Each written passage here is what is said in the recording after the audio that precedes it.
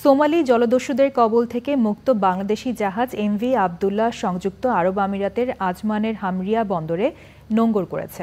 জাহাজটি স্থানীয় সময় সোমবার রাতে বন্দরে নোঙর করে বলে জানিয়েছেন দুবাইয়ে বাংলাদেশের consul general BM Jamal Hossain. জাহাজের 23 নাবিক সুস্থ রয়েছেন বলেও জানান তিনি। বন্দরে কয়লা খালাসের পর নাবিকরা দেশের পথে রওনা হবেন। মেহেদী হাসানের তথ্য ভিডিওচিত্রে তাফহিমুল ইসলাম সুজনের রিপোর্ট। বিকাশে কম খরচে ক্যাশ আউটের লিমিট বেড়ে 50,000, প্রিয় এজেন্টও 2টা।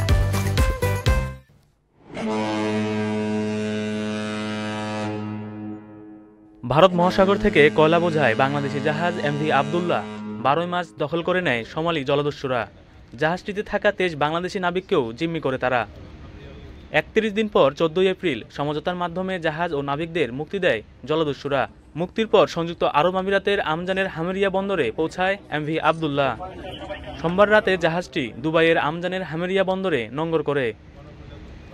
বাংলাদেশ মিশন, জাহাজ কর্তৃপক্ষ ও ইন্স্যুরেন্স কোম্পানির প্রতিনিধি সহ 15 সদস্যের দল জাহাজটি পরিদর্শন করেছেন। জাহাজের মাস্টার জানিয়েছেন তারা সবাই সুস্থ আছেন। আল্লাহর অশেষ রহমতে আমরা সুস্থ এবং অক্ষতভাবে আমাদের ডেস্টিনেশন সাবজায় পড়ে আসছি।